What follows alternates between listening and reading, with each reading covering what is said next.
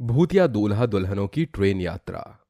चार दोस्त निशांत, तारा, विशाखा और प्रिया सावित्री नगर के रेलवे स्टेशन पर ट्रेन का इंतजार कर रहे थे। मैं तो कुल्लू मनाली जाने का इंतजार नहीं कर सकती हूँ। हरी हरी वादियाँ, पहाड़, आहा। मैं भी।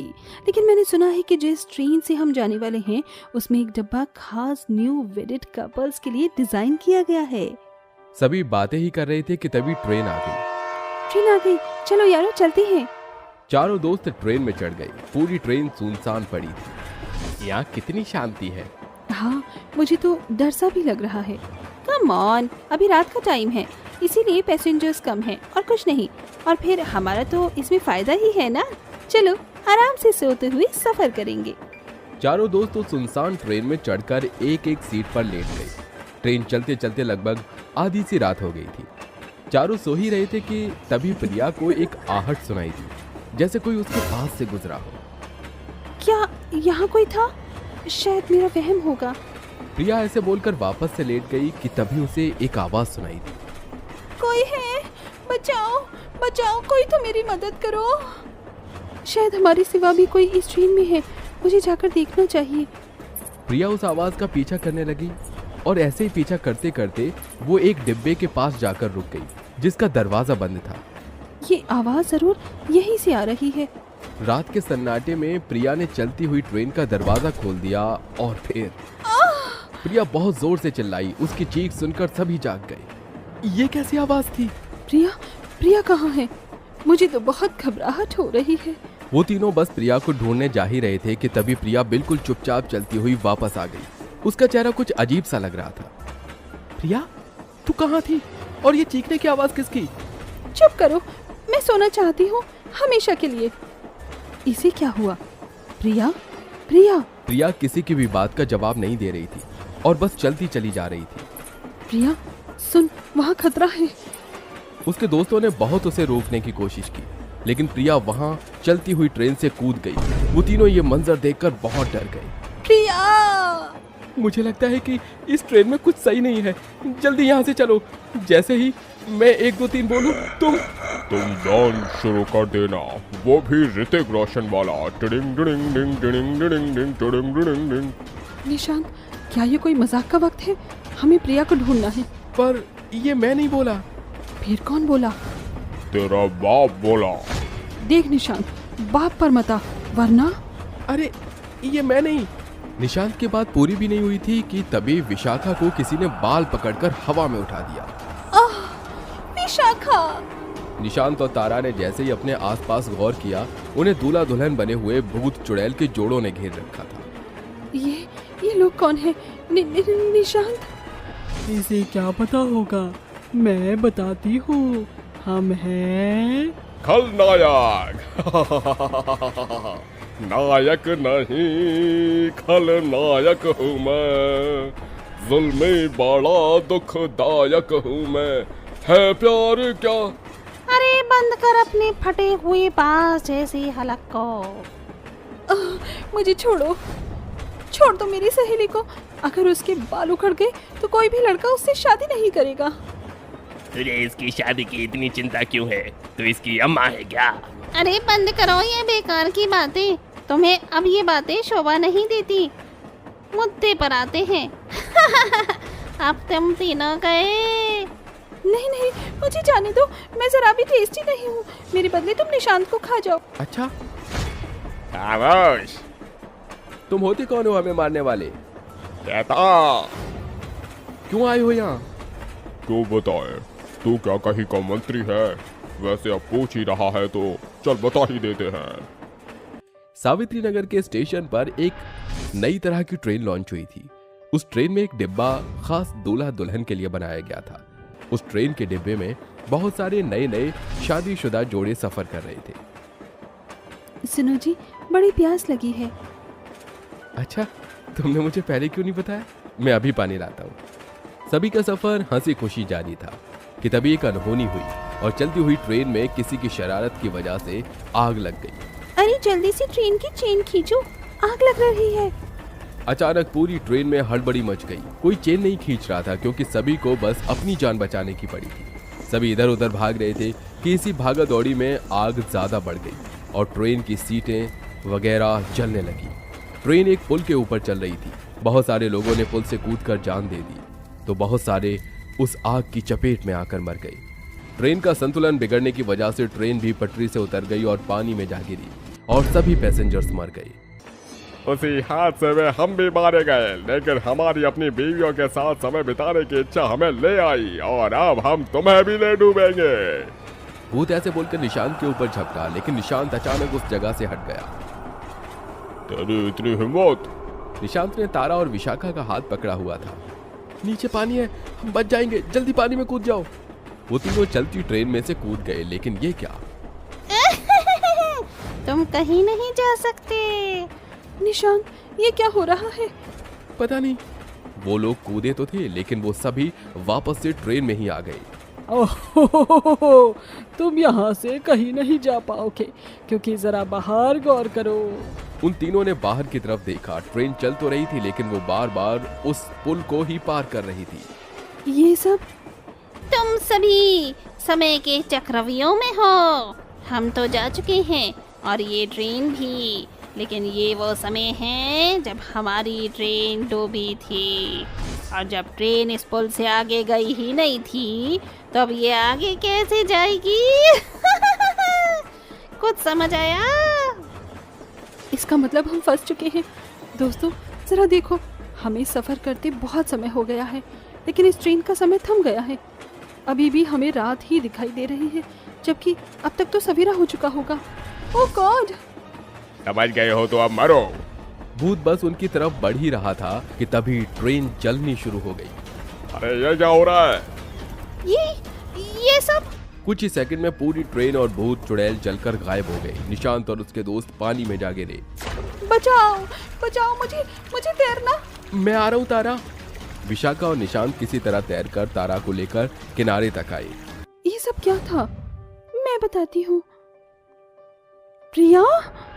हाँ, मैं जानती हूँ, जब मैं ट्रेन से कूदी थी उस वक्त मेरा खुद पर काबू नहीं था, लेकिन मेरे कूदते ही मुझे इन बाबा ने देख लिया। इन्होंने पहले मेरा इलाज किया और जब मैंने इन्हें पूरी बात बताई तब इन्होंने उन भूतों चुड़ैलों की आत्मा की शांति के लिए हवन शुरू किया। ये इन्हीं की बदौलत है जो तुम और मैं जिंदा है। प्रिया, तूने हमें बचा लिया, वरना क्या मैं तुम्हें यूं ही मरने देती। चलो अब घर चलते हैं। प्रिया और उसके सभी दोस्त एक भयानक सफर के बाद अपने अपने घर लौट गए। उसके बाद कभी भी वो ट्रेन स्टेशन पर नहीं आई और सावित्री नगर स्टेशन फिर से खतरे से खाली हो गया। शिवगंज नामक एक रेलवे स्टेशन था जो कि काफी सुनसान और डरावना था। वहां लोग भी कम थे। हालांकि इतनी चहल पहल वाले स्टेशन पर कुछ समय से ही सन्नाटा छा गया था। तभी वहां से धीमी रफ्तार में साबरमती एक्सप्रेस गुजर रही थी, जो कि काफी ज्यादा सजी हुई थी और अंदर बैठे बाराती काफी नाच रहे थे। हाय हाय, बल्ले बल्ले, आज तो मेरे यार की शादी है, आज तो मेरे यार की शादी है, आज मेरे यार की शादी है। ऐसे कौन गाना गाता है? दोस्तों की शादी में जब तक जमीन पर लेटकर नागिन डांस ना करो तब तक शादी शादी कहाँ लगती है? क्यों भाइयों? अरे हाँ हाँ। इट्स बिन लॉन्ग, तेरे बिन सुने परदेसी, नागिन गिन गिन गिन गिन गिन गिन, नागिन गिन गिन गिन गिन गिन गिन। अबे तू तो मेरी शादी में पागल हो गया है। अब क्या नागमणि लेकर ही मानेगा? चल खड़ा हो जा, सारे कपड़े गंदे कर लिए। तो क्या हुआ? तू है ना नए कपड़े दिलाने के लिए। ऐसे ही बड़ी मस्ती मजाक के साथ वो बारातियों की ट्रेन वहां से जा रही थी। ये सब होता हुआ एक डरावनी चुड़ैल जो कि दुल्हन के जोड़े में थी, देखकर जोर जोर से ताली बजाकर हंसती है। आ गई मेरी ट्रेन, आ गई। बहुत शोर मचाने का मन कर रहा है ना? उनकी खुशी को भी मैयत में बदल देती हूँ। इनकी मैयत करके फिलहाल बहुत भूख लगी है, अब मैं इसे खा जाऊंगी, किसी को नहीं छोड़ूंगी। तभी चुड़ैल उस पटरी पर जाकर इतने बड़े कद में आ जाती है कि अपनी शक्तियों से उस ट्रेन को रोक देती है और अपने बड़े बड़े हाथों से उठाकर धीरे धीरे पूरी ट्रेन को निकल जाती है। बाराती यात्री उसके पेट में इधर उधर गिरते हैं और घबरा जाते हैं। खा लिया मैंने इस ट्रेन को, किसी को नहीं छोड़ूंगी, सबको खा जाऊंगी। जो भी बारातियों की ट्रेन आएगी उसे मैं ऐसे ही निकल जाऊंगी। आखिर इतनी डरावनी दुल्हन के जोड़े वाली चुड़ैल बेसब्री से रेलवे स्टेशन पर बारातियों की ट्रेन का इंतजार क्यों कर रही थी, और क्यों इसने इतने सारे मासूम बेगुनाह लोगों को निगल लिया? इसके पीछे चुड़ैल का कोई दर्द है या कोई गहरी साजिश? ये जानने के लिए कहानी में कुछ समय पीछे चलते हैं, जहां मोहित और नताशा एक दूसरे को अपने हाथों से रसगुल्ला खिला रहे थे। अरे चलो चलो, बड़ा मुंह करो, मैं अपने हाथों से तुम्हें ये रसगुल्ला खिलाऊंगा। आहा, हो फो, तुम भी ना, पहले वाला तो रसगुल्ला खाने दो, दूसरा खिला रहे हो, तुम खा लो, ये लो। हम दोनों के घर वाले राजी हो गए और अब हम लव प्लस अरेंज मैरिज करेंगे। हाँ बिल्कुल, तुम्हें पता है ना मेरा घर कितनी दूर है, तो तुम्हें बारात लेकर आनी पड़ेगी मेरे लिए, वो भी ट्रेन से इतनी दूर। अरे ये तो बहुत छोटी सी बात है, देखना मैं कितना बैंड बाजे के साथ तुम्हें ट्रेन से लेने आऊंगा, तुम दुल्हन बनकर मेरे लिए इंतजार करना।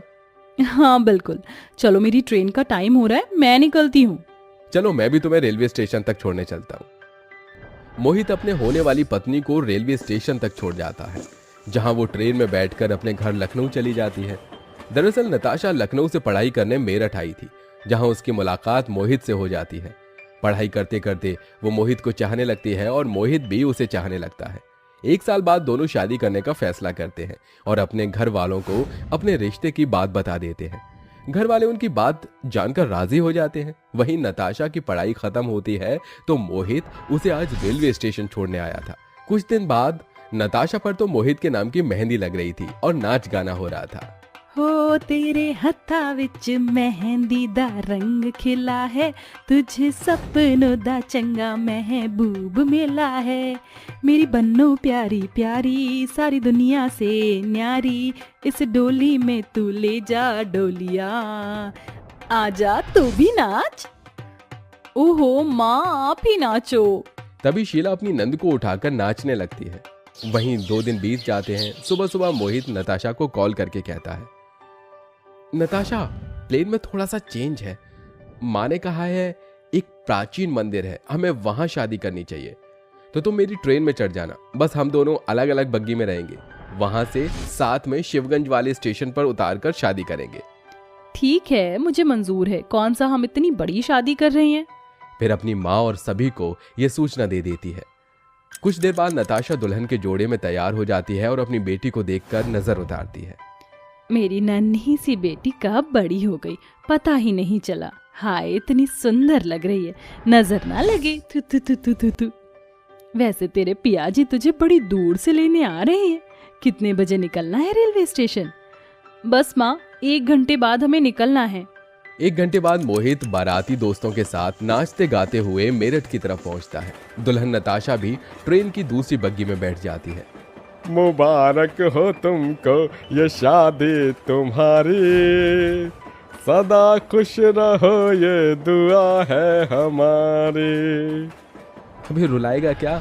आज खुशी का दिन है और मैं रोना नहीं चाहता, बस जल्दी से नताशा ट्रेन में चढ़ जाए। दोनों अलग अलग एक ही ट्रेन की बग्गी में थे। अगले स्टेशन पर पहुंचते ही 5 लुटेरे उस ट्रेन में चढ़कर धावा बोल देते हैं, जहां वो मोहित और उसके सारे बारातियों को मार देते हैं। फिर नताशा वाली बोगी में पहुंचकर नताशा और उसकी माँ की गर्दन पर चाकू रख के सारे पैसा, सोना, चांदी सब चुरा लेते हैं। देखो, मुझे वो पैसे और सब कुछ वापस कर दो, आज मेरी शादी है, मेरा मोहित इंतजार कर रहा होगा, ये सब वापस कर दो। ज्यादा शान पट्टी मत दिखा, ये सब अब हमारा है, ज्यादा बोली ना तो खत्म कर दूंगा। तू मुझे क्या खत्म करेगा? एक बार मेरी गर्दन से चाकू हटा, तुम सबको मैं एक एक करके खुद मार डालूंगी। देखो मेरी बच्ची को छोड़ दो, तुमने ये सब तो ले ही लिया, हमें बख्श दो, आज इसकी शादी है। अब हम तुम्हें नहीं छोड़ेंगे, इस दुल्हन की ज्यादा जुबान चलती है, पर ये नहीं जानती कि इसके दूल्हे को तो हमने पहले ही मार दिया है, अब क्या शादी करेगी? इसका दूल्हा तो पहले ही टाटा बाय बाय हो गया। नहीं, ऐसा नहीं हो सकता, तुम ऐसा नहीं कर सकते, मैं तुम्हें छोड़ूंगी नहीं। गुस्से में नताशा एक आदमी के दोनों टांगों के बीच जोर से मारती है, जिससे उन सबको बहुत गुस्सा आता है। वो लुटेरे पूरी ट्रेन में जगह जगह बम लगाकर एक पानी के पुल आने पर पानी में कूद जाते हैं। तभी पूरी ट्रेन ब्लास्ट हो जाती है, जिसमें नताशा की अकाल मृत्यु हो जाती है। मार डाला ना उन लोगों ने। अब मैं किसी को नहीं छोड़ूंगी। मेरी शादी नहीं हुई तो किसी की भी नहीं होने दूंगी। मार दिया ना मेरे मोहित को। ऐसा कहकर चुड़ैल रेलवे स्टेशन के आसपास वाले हर रेलवे स्टेशन पर आती हुई बारातियों की ट्रेन पर नजर रखती है, और जब भी कोई सजी हुई ट्रेन वहां से गुजरती है तो चुड़ैल तुरंत विशाल रूप में आकर उसे निगल लिया करती थी। जब ये सब कुछ बहुत ज्यादा हो जाता है, रेल अधिकारियों को ढेर सारी ट्रेन और मासूम लापता लोगों के बारे में पता चलता है, तो एक रेलवे अधिकारी शिवगंज वाले रेलवे स्टेशन पर तांत्रिक को बुला लेता है। तांत्रिक बाबा, अब तो आप ही कुछ कर सकते हैं। ऐसे हमें बहुत नुकसान हो रहा है और बहुत लोग अपने परिवार के लिए बेबस हो गए हैं। आप बताइए क्या हो सकता है। तुम चिंता मत करो, दिव्य शक्तियों से मैंने सब कुछ ज्ञात कर लिया है। अब उसे बुलाने की बारी है। ओम ह्रीम क्लीम चामुंडाय विच्चे नमः फट स्वाहा। हे चुड़ैल, मेरे सामने प्रकट हो, प्रकट हो। तांत्रिक के मंत्र बोलते ही भस्म यज्ञ में डालते हैं, चुड़ैल के बनाए घेरे में प्रकट हो जाती है। ए, हिम्मत कैसे हुई तेरी, 2 कौड़ी के डायनासोर जैसी शक्ल के तांत्रिक, मुझे यहाँ कैद करने की। छोड़ मुझे, छोड़। तूने इतने सारे मासूम लोगों को कैद कर रखा है, तुझे तो सजा मिलनी चाहिए। मैं चाहूं तो तुझे अभी भस्म कर सकता हूँ। तेरी व्यथा को जानता हूँ। मैं 2 प्यार करने वाले प्रेमी अलग हो गए और तेरी इच्छा अधूरी रह गई। मासूम लोगों की जान लेकर उनके साथ ऐसा करके तुझे क्या मिलेगा? तेरी आत्मा तब भी भटकती रहेगी। बेहतर होगा तू अपनी माँ को संभाल, अपने होने वाले पति के पास पहुंच जा और सब लोगों को आजाद कर दे। नहीं, मैं ऐसा नहीं करूंगी। तो फिर मरने के लिए तैयार हो। नहीं नहीं, मुझे मत मारो, मैं खुद चली जाऊंगी। मुझे अपनी गलतियों का आभास हो गया है। मैं उन सब लोगों को छोड़ दूंगी। फिर तांत्रिक की बात सुनकर चुड़ैल विशाल रूप में आकर एक एक करके सभी बारातियों को अपने मुंह से रिहा कर देती है, जिसके बाद अपनी मर्जी से वो मुक्त हो जाती है और सभी बाराती अपने घर वापस लौटकर खुशी खुशी रहने लगते हैं।